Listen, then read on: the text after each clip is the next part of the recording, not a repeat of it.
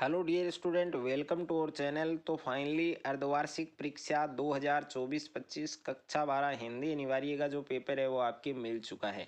इस वीडियो के अंदर कंप्लीट पेपर मैं आपको देने वाला हूं। अगर आपने एग्ज़ाम से पहले ये पूरा पेपर आपने अच्छे से तैयार कर लिया तो हिंदी के पेपर में आप पूरे 70 मार्क्स हैं वो आराम से ला सकते हैं। तो वीडियो को आपको कंप्लीट देखना है और वीडियो को शुरू करने से पहले आप सभी बच्चों से मेरी एक रिक्वेस्ट है, यदि अभी तक आपने हमारे चैनल को सब्सक्राइब नहीं किया है तो सब्सक्राइब कर लीजिए और साथ में नोटिफिकेशन बेल को प्रेस कर लीजिए। तो फाइनली बच्चों, आप यहाँ पर पेपर में देख सकते हैं सबसे पहले जो बॉक्स आपको दिया गया है, इस बॉक्स में आपको आपके नामांक जो रोल नंबर है वो आपको फिल करने हैं और कुल प्रश्नों की संख्या दे रखी है 23, यानी पेपर में टोटल 23 क्वेश्चन है आपके और 4 प्रश्न हैं आपके। और अर्धवार्षिक परीक्षा 2024-25 का ये पेपर है आपके कक्षा 12 हिंदी अनिवार्य का जो पेपर है वो आप देख सकते हैं।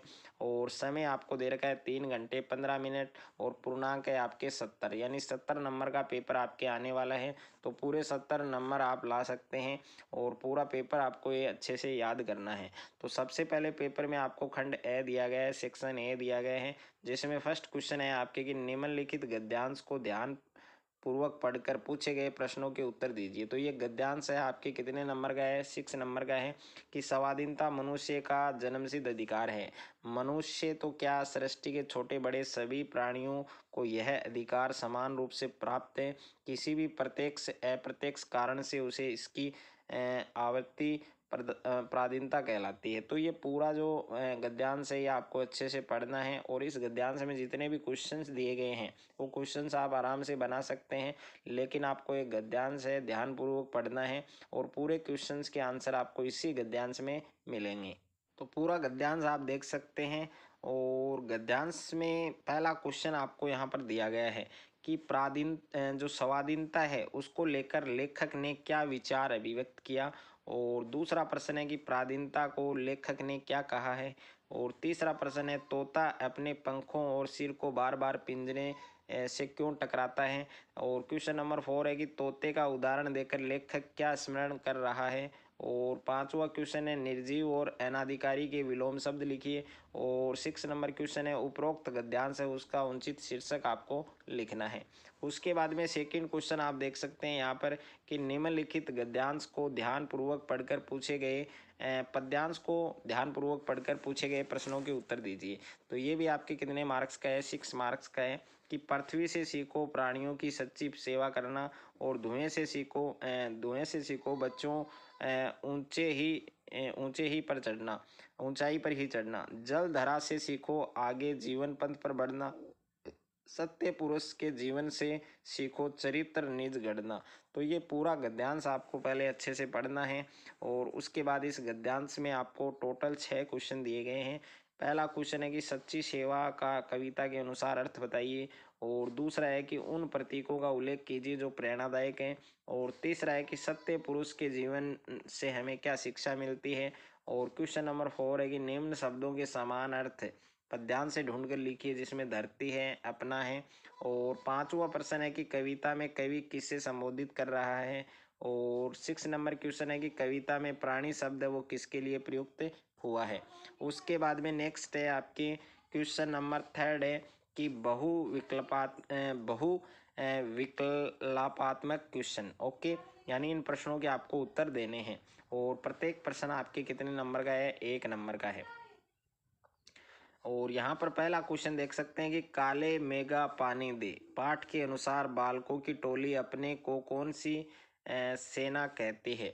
तो इसमें बादल सेना है, बी ऑप्शन में देव सेना, सी में इंद्र सेना, डी ऑप्शन में मेंढक सेना। तो 4 ऑप्शन आपको दे रखे हैं, कौन सा ऑप्शन आपका करेक्ट होगा वो आपको बताना है।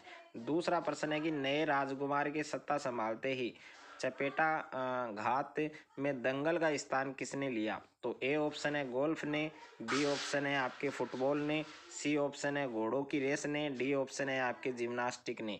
तो 4 ऑप्शन इसमें दे रखे हैं, सही ऑप्शन आपको चूज करना है। और क्वेश्चन नंबर 3 है कि मैं सांसों के 2 तार लिए फिरता हूँ पंक्ति का क्या आशय है। तो इसमें भी प्यारे बच्चों आपको 4 ऑप्शन दे रखे हैं।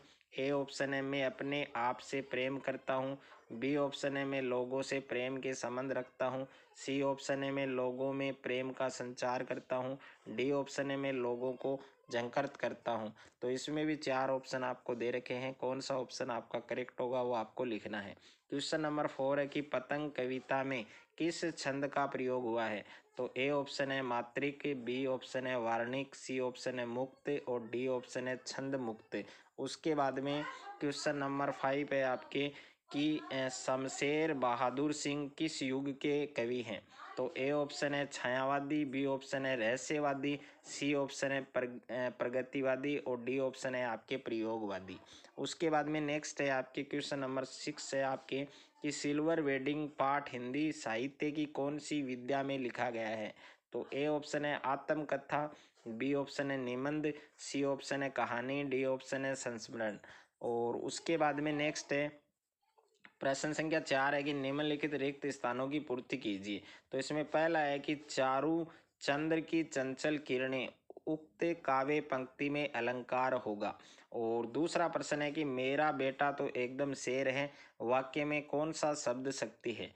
और तीसरा है कि परिपत्र के लिए अंग्रेजी पारिभाषिक शब्द क्या होगा?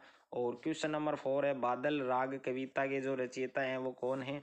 और पांचवा है कि अलंकार 3 प्रकार के होते हैं, शब्दालंकार, अर्थालंकार और तीसरा अलंकार है उसका नाम लिखना है। और क्वेश्चन नंबर 6 है कि लक्ष्य यार्थ का बोध कराने वाली जो शब्द शक्ति है उसको हम क्या कहते हैं? उसके बाद में नेक्स्ट है आपके यहाँ पर कि निम्नलिखित अति लघुतरात्मक प्रश्नों के उत्तर एक शब्द में एक पंक्ति में आपको देने हैं। पांचवा क्वेश्चन है कि हरिवंश राय बच्चन है उसकी किन्हीं 2 काव्य कृतियों के नाम लिखिए। और क्वेश्चन नंबर 6 है कि फीचर शब्द का निर्माण लैटिन भाषा के किस शब्द से हुआ है? और 7वां प्रश्न है यशोधर बाबू अपने बच्चों व पत्नी से क्या चाहते थे?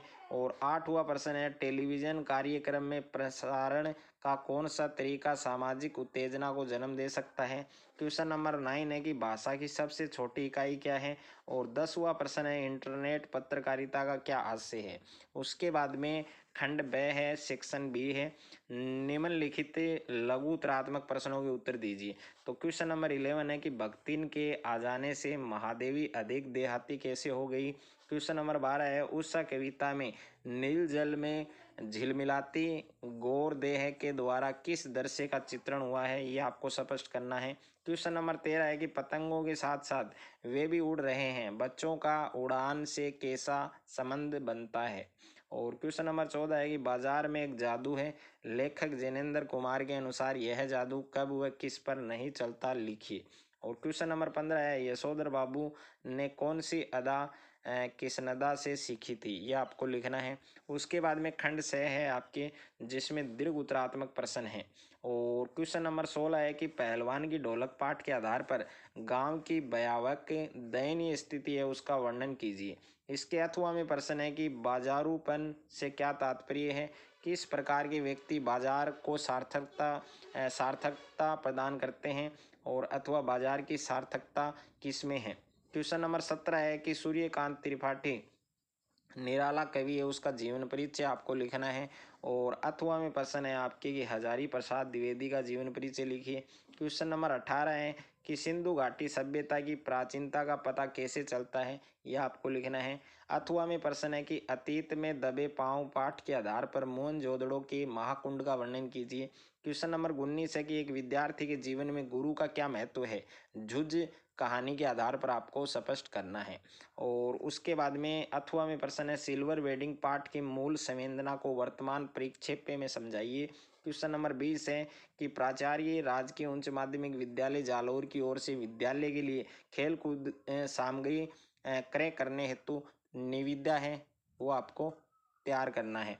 उसके बाद में नेक्स्ट है आपके अथवा में प्रश्न आपको दे रखा है कि जय नारायण विश्वविद्यालय जोधपुर की ओर से एक विज्ञप्ति प्रारूप तैयार कीजिए जिसमें परीक्षाओं की तारीख घोषित करने की सूचना दी गई हो।